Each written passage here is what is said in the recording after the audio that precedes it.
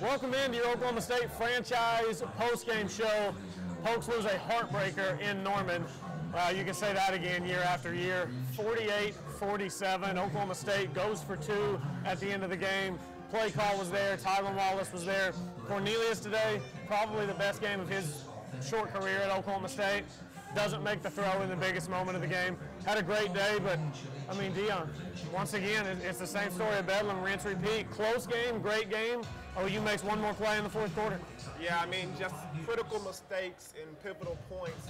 I mean, we had a fumble going in to score, a missed extra point earlier in the game when we had a one-point advantage. A missed field goal. A missed field goal. I mean, inaccurate pass there. I mean, just a number of mistakes that in important times of the game that you cannot make. And it's kind of the tell sign of the season. It is. And this game from the very beginning, man, it was a close game. It really was. Oklahoma State was back and forth, led this game a couple times, had a lead in the second half. That missed extra point was so huge. Yes. That missed extra point, I mean, you make the extra point, there at the end of the game, you're probably not going for two to take a one-point lead. You're probably kicking the extra point.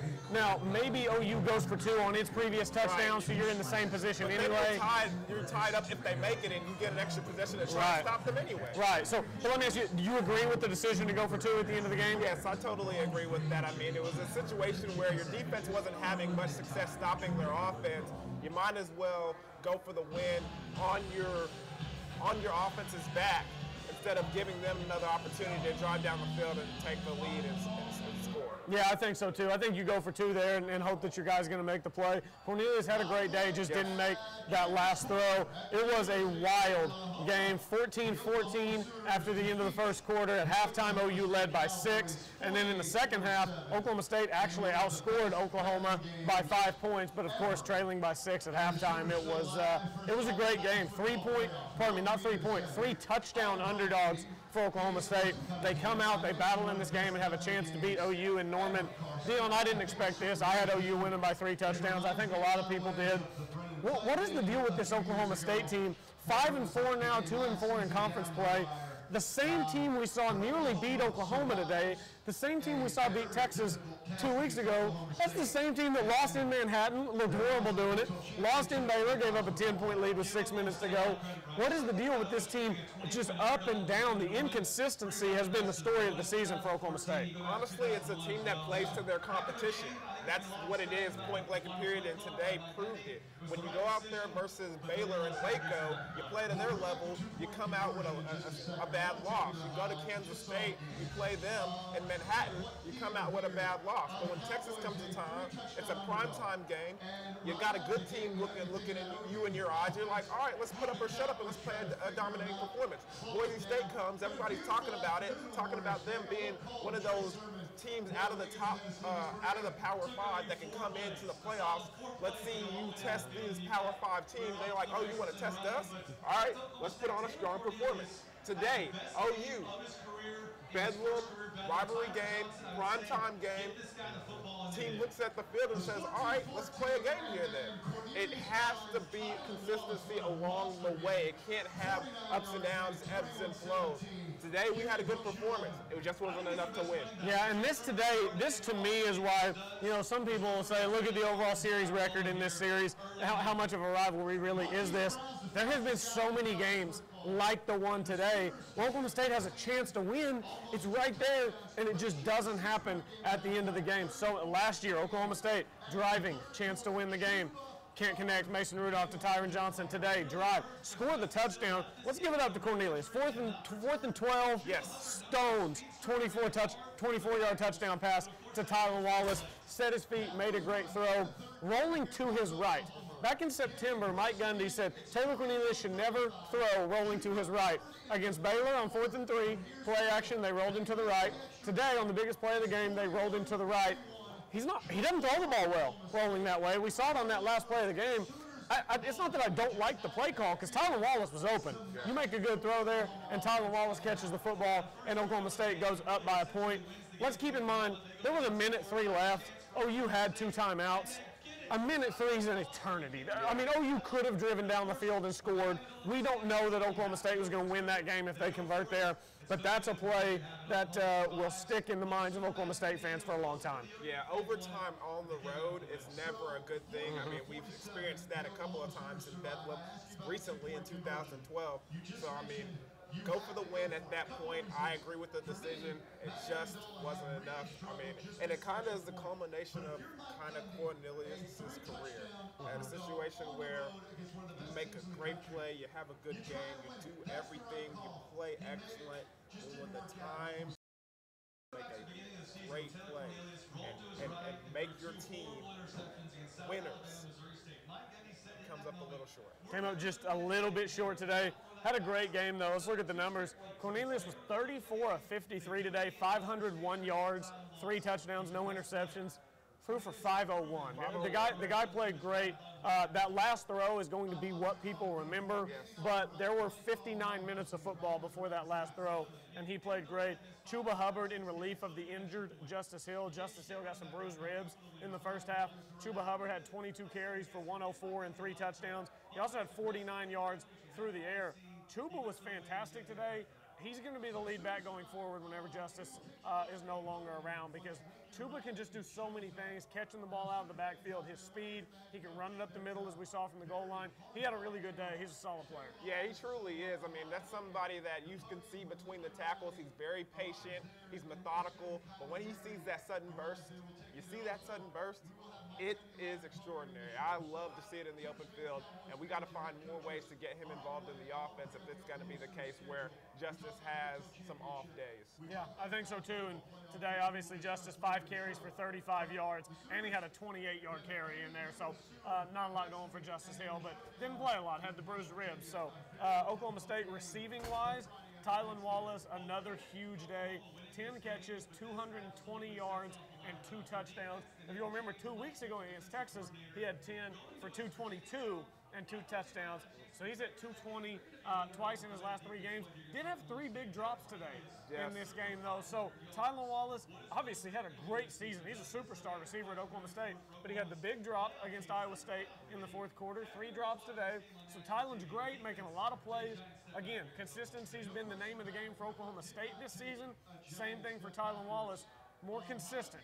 Cut the drops out, and this guy's going to be a star. Yeah, truly. You got to remember, he's still a young guy. He's still a sophomore playing. True sophomore. A true sophomore at that. So, I mean, yes, he's a superstar. Yes, he makes a lot of plays, but he's still a young guy. He'll remember in pivotal moments and every time in the game, you got to tuck that ball and bring it in before you can make a play. That's some things that young receivers forget sometimes. Yeah, no doubt. And Tyron Johnson, man, Tyron Johnson lives for Bedlam. This guy, he had 11 catches today, most on the team, 128 yards and a touchdown. The touchdown that he had, he went over Trey Brown. He mossed Trey Brown in that first quarter, reached up over him back this way, makes a great grab. Throws up the X as well. And did he throw up the X? Throws up the X. Shout out Des Bryant, torn Achilles, man. That's terrible. That's rough, yeah, Tyron Johnson had a big day. Stoner made a couple of nice catches for first down. The receivers were solid today for Oklahoma State. They truly were, and I mean, you can tell by the numbers that you just listed off for Cornelius, 501 yards. You can't do that if you don't have somebody to throw the ball to. So you have Tylan and Johnson on the outside, Stoner. You saw so many guys make some catches, especially out of the backfield too. So good day for the receiving corps, just a couple of drop passes that you'd like to get rid of. Yeah, and on the OU side, Kyler Murray, 21 of 29 for 349 yards, only 1 touchdown through the air, but that's because Kennedy Brooks had 3 touchdown runs, Trey Sermon had 2 touchdown runs, Kyler Murray also had 66 yards on the ground, so he had 415 total yards, all-purpose yards in this game. Again, the guy's just tough to slow down. Oklahoma State did have some success pressuring him today, got a couple of sacks. OU scores 48, had a chance to win at the game. I thought the defense, I didn't think they were great. You know, you give up 353 rushing yards, 7.5 a carry.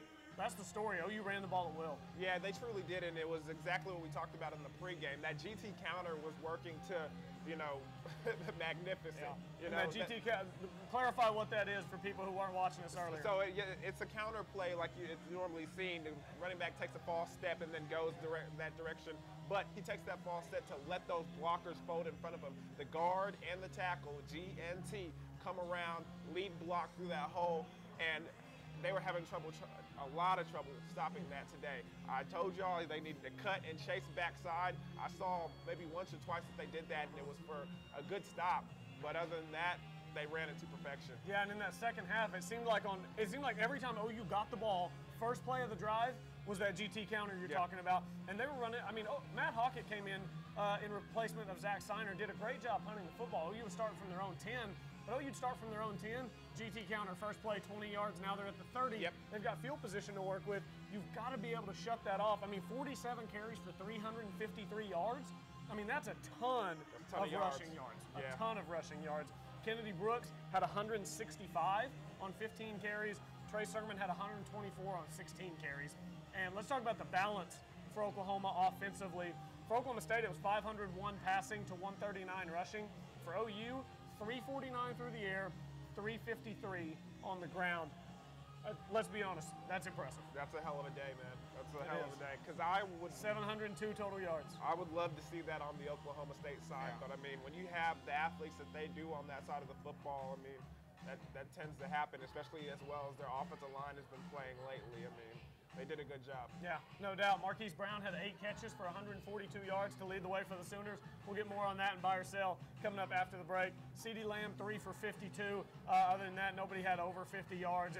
Everybody had about 30 down the row for Oklahoma. But Marquise Brown, the little underneath crossing routes they were running on third down, it's like their bread and butter play on 3rd and 8, 3rd and 11, even when he cut between Rodarius Williams and Calvin Bundage. Oklahoma State didn't have an answer for Marquise Brown's speed today. Yeah, when they saw them in man defense and they said, all right, 3rd down, we're going to run those guys across, and you can't keep up with Brown. It's a hard guy to keep up with, and I understand that. So they took full advantage of that play. Yeah, no doubt they did. That's Deion Imade. I'm Colby Powell. This year Oklahoma State franchise postgame show brought to you by Seth Wadley Ford in Perry. We're here at the garage in Stillwater hanging out. I tell you what, immediate seating available because a lot of people were really upset at the end of that game and bailed. This place has been packed all day, and it's now a family-friendly atmosphere. It was not during the game, but it is now. Yeah, there were some guys at the bar who were not pleased with the Cornelius throw on the 2-point conversion there at the end of the game. We need to take a break before we come back and wrap this thing up. We'll continue to break down Oklahoma State and Oklahoma. Another tough Bedlam loss for the Cowboys. We'll go over buy or sell, which we had in the pregame, and get out of here on your Oklahoma State franchise postgame show.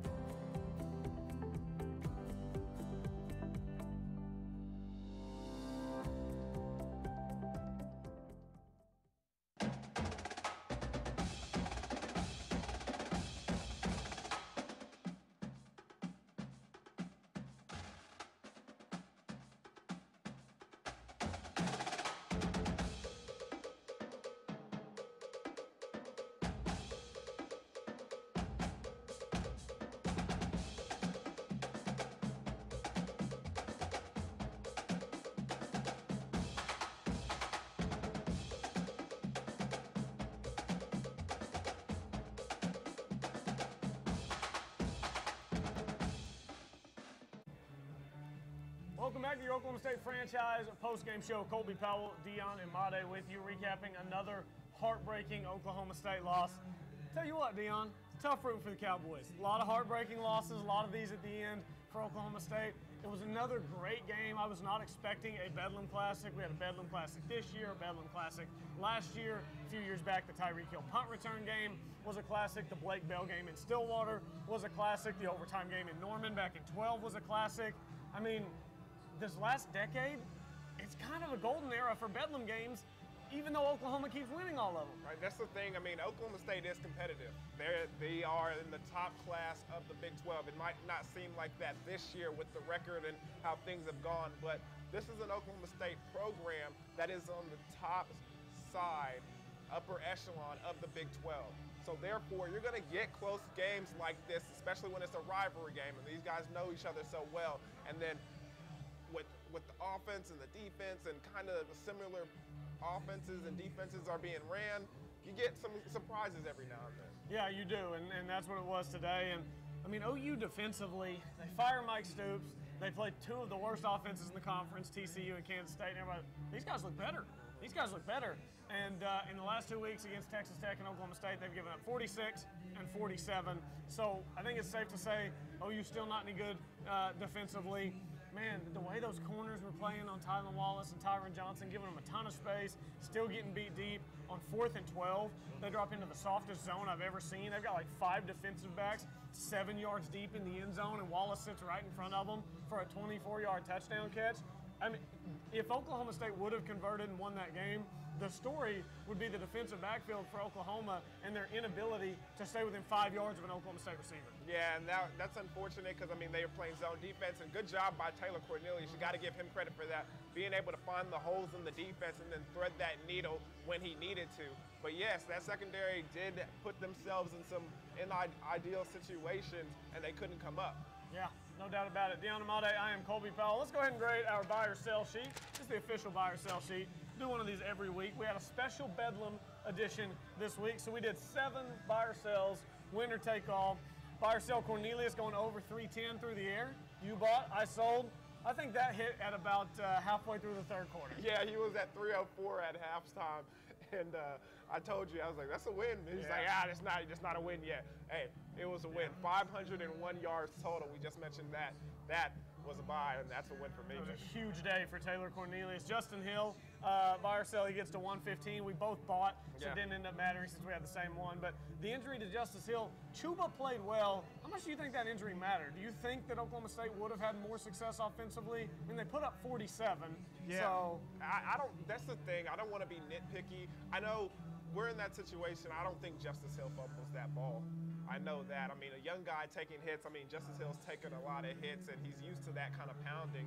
That one kind of caught Chuba off guard. I kind of think there was a situation where his leg got caught underneath the player, and it kind of bent in a way that he was unfamiliar with, and he got scared, and so he kind of let go of the ball. I don't know if it was a hit or the leg issue that he got caught, because I've been in those situations before. Your leg gets caught, and you just like, oh, no, what's happening? What's happening? As far as the pain and everything, you just lose all central control and just like let go of everything. So I don't know if that was a situation, but he fumbles the ball. I don't think Justice Hill fumbles the ball in that situation. I don't know how much more success we have in the running game if Justice Hill's in there instead of Chuba, but it seemed like Chuba had a good day though. Yeah, that's 2 years in a row that arguably Oklahoma State's best player has gotten hurt and been unable to finish Bedlam. You remember last year, James Washington rolled his ankle, did not play in the fourth quarter of the Bedlam game. Justice Hill today with the bruised ribs, played in the first half. Might have been out there on a play in the second half, but he was pretty much out of commission the entire game. Tylan Wallace, the number was at 120 on Tylan Wallace. You sold, I bought. Again, 220. He hit the over on the 120 at the 13:04 mark in the second quarter. Yikes. I wrote it down. Never doubt Tylan Wallace. That was a bad sell. Yeah, that was a bad sell. Tylan Wallace, he comes up pretty clutch. Kyler, buying or selling 410 all-purpose yards. That was pretty close. He ended up at 415. Seemed like more than that. Yeah. I mean, it seemed like he was just going nuts. He barely got over it, but I mean, you kind of expect that from Kyler Murray. He's one of the best players in the country. In my opinion, he is the best player in the country. And the things that he brings to the table, I mean, third down is just scary with him holding that football. Man, I was impressed. Everybody comes out at the end of the game when they watch OU. They're impressed with number one. And, I I mean, he proved it today. Yeah, no doubt about it. The Oklahoma State defense, we'll circle back to Hollywood Brown. Buy or sell that the Oklahoma State defense forces at least 2 sacks. You bought, I sold. They sacked him 4 times, I think it was. Twice in one series. There in the fourth quarter. Sacked him on 2 plays in a row on 2nd and 3rd down. No, fourth quarter, I believe. Fourth quarter, yeah. Yeah, two sacks in one series, and then 4 times total in the game. Yeah. And I think Edison Magruder had 2 himself. Yeah, and then 11 Oba. Say his name for me. I'm not saying that. I know his first name is Amen. I'm not going to try and butcher his last name, but Amen. He How about that? He just had a good sack on that, and then Walter Shad comes up with the other one, and turns out to be a 4-sack day for the defense. Yeah, which was Oklahoma had not given up more than 2 sacks in a game this season. This is the first time this season. And you got to remember, most of those were coverage sacks. Yes. Kyler Murray was sitting back there. Nobody downfield was open. He was sitting there, and then he was corralled perfectly by the defensive line, and somebody comes in and makes the sack. Yeah, absolutely. Buy or sell, Oklahoma State forces a turnover. You bought, I sold. Oklahoma State is not forcing turnovers right now. It's crazy. I know offense takes care of the ball well, but you'd think at some point somebody would put one on the ground or you could get an interception. Turnovers are such a huge part of football, and Oklahoma State's not getting them right now. It's a big part of the reason they've nearly lost as many games as they've won this year. That's what I was banking on. I mean, I could see a situation where I wasn't counting on an interception or anything happening. I wasn't thinking about Kyler Murray last week throwing 2 picks early in the game versus Texas Tech. I was thinking those running backs, they're going to run the ball a lot. I'm going to guess that they're going to cough one up, especially the freshman Kennedy Brooks. I thought in a big rivalry game, like we were seeing, he had an opportunity to put one on the turf, and he never did. Yeah, no doubt. And then, so we're tied 3-3 in the buy or sell. The deciding factor, buy or sell, Hollywood goes over 140 receiving yards for Oklahoma. This was a good number. You sold, I bought on Hollywood Brown. 142 for Hollywood. You got to be kidding. He got a 10-yard pass. He caught a 10-yard pass on Oklahoma's last touchdown drive. Took it from 132 to 142. That's all she wrote. You got 2 measly yards. That's all she wrote. 2 measly yards. Oklahoma State might have lost. I got the dub. Shout out Hollywood for that 10-yard catch. Forget you, Hollywood. That's 2 weeks in a row I've gotten the dub late on a catch. God. By 2 yards. Last week, Tylen went 2 yards over, and I beat Donovan. This week, Hollywood went 2 yards over, and I beat Deion. I'm on a heater. 2 measly yards. I'm living right. I need to go to Vegas. Those crossing routes, those were what killed me, man. Those crossing routes, the intermediate crossing routes, the shallow routes. What killed you on the Hollywood number, and it killed Oklahoma State on trying to win the game. 3rd and 11 in the 4th quarter. Hollywood catches a crossing route. Calvin Bundage and Rodarius Williams have him bracketed 6 yards shy of the first down in their own territory. He puts his left foot in the ground, turns upfield, goes right between them. Rodarius Williams, I think, thought Bundage was going to get him, and I think got a little bit lazy on his tackling, didn't break down, goes right in between them. Oklahoma goes on to score on that drive. It's all the little things today for Oklahoma State. It wasn't one big thing. You can look at the play at the end on the 2-point conversion. Yeah, Cornelius misses a throw there. In the 2nd quarter, Cornelius missed about 5 throws. Wallace had 3 drops. Chuba had a drop on 3rd and 7 on the last play. They failed to tackle Hollywood on that play. Kennedy Brooks run where Jordan Brailford had him down for a 2-yard gain, and then he takes it another 30 to the 2-yard line, and then Oklahoma scores. The little things all add up. It's death by 1,000 paper cuts, and you lose by 1 point. Oklahoma State, so many little mistakes today, and they were still this close. If they could have played a cleaner game, they could have come away with a victory. This game today, tonight, it was not coaching. They called a good game. Defensively, they called one as well. Best coaching game of the year. In my opinion, it was. I mean, you could tell Jim Knowles was like, all right, Kyler Murray's back there. I'm not going to change my defense on one player. He still blitzed. He still played aggressive. He still played man. He played some zone defense. And for the most part, I mean, it didn't work, but it kept us in the game. And that's all you can ask for. On offense, Coach Yursich called a hell of a game, in my opinion. There might have been 1 or 2 play calls that you disagree with, but at the end of the day, it wasn't the coaching staff or being out-coached or being in bad situations. It was the players not executing on a specific situation or a specific play that put them into a place where they could possibly lose the game, and then they did. Yeah, no doubt. And my question for you is, where does Oklahoma State go from here? There's 2 games left, still 1 game shy of bowl eligibility. 2 games left, 3 games left. 2 games left. West Virginia at home, And then TCU. this isn't right. Why is it showing 5 and 4? They're not 5 and 4. That's not right. They're 5 and 5 now on the season. I was looking at 5 and 4. I'm like, that isn't right. 5 and 5 on the season. 2 and 5 in conference play. It's been a disappointing season. There's no doubt about it. And 2 heartbreaking losses in a row now for Oklahoma State. They gave it everything they had today. Heartbreaking loss. Can they bounce back a week from today at home against West Virginia after 2 heartbreaking losses in a row? It's going to be rough, man. I'm not going to lie to you. These are losses that players take hard. They sit with you. They sit with you. And I remember Bedlam losses sit with you even more, man. So it's going to be really interesting to see how they bounce back. I mean, they're going to be coming back home, playing here in Stillwater for the last time of the season. It's going to be senior night. So hopefully they have a little bit of motivation, especially with the seniors. Yeah, West Virginia's coming off a 58-14 win over Baylor, 47-10 win over TCU. They sandwiched that with a 42-41 win over Texas in Austin last week. And West Virginia's playing to get into the Big 12 title game. Iowa State's still alive in that race. Oklahoma, West Virginia, Texas, all still alive in the race to get to the Big 12 title game. West Virginia and TCU the next 2 weeks. Does Oklahoma State get to a bowl game? I believe they do get to a bowl game. I'm not ready to give up on this team. There's no way I believe that they're going to go the rest of the season and not win one more game. I believe they'll get one more. Depending on which game it is a real question. Yeah, no doubt. It's just small things lead you to being 5 and 5. Thailand has the big drop against Iowa State on the long pass inside your own 10. You lose by 1 possession. Baylor last week, you can't convert 4th and 3. They go down, score with the clock rolling and 10 seconds remaining. You lose by 1 possession. You can't convert the 2-point conversion. You lose by a point to Oklahoma. That's 3 games. Little things are the difference between 8 and 2 and 5 and 5. The margin for error in college football is just so small when there's only 12 games and every game means so much. They call it a game of inches for a reason. And sometimes you don't believe them. You say that's just coach speak, that's coach talk, whatever. Those plays you just listed off is proven fact that it is a game of inches. Yeah, absolutely it is. Deion, great stuff, man. I'm glad we could have you with us today. I wish we could have got the win, man. Even though it was a heartbreaking loss for the Cowboys, 48-47, Oklahoma State, falls in Norman. Back and forth game, great football game, a better game than I think most of us expected for a 3-touchdown underdog in Oklahoma State. They battled, they gave it everything they had. Sometimes, most of the time in Bedlam, Oklahoma State comes up short. It happened again today. Oklahoma State fans, hang in there. Another long season, another long Bedlam game, but at least it's 7 o'clock, so the day's almost over. Wake up tomorrow. Tomorrow's a new day. 48-47, Oklahoma State falls in Bedlam. For the whole crew, doing a great job, and Deion Imade, I'm Colby Powell. Everyone, enjoy the rest of your weekend.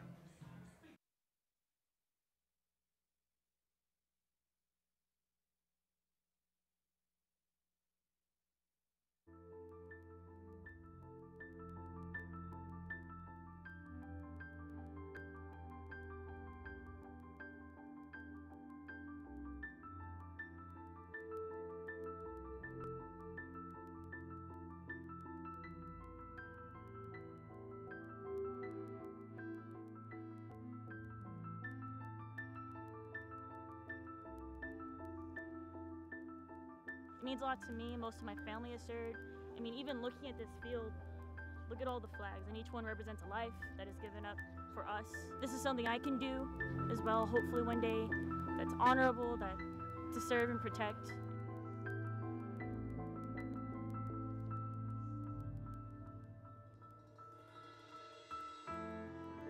Talked to the student veterans, and we tried to come up with a way to increase awareness, the fact that we have at that time over 600 veterans on campus, and they came up with this idea to place a flag on the library lawn for each one of our service members that have died in the global war on terror.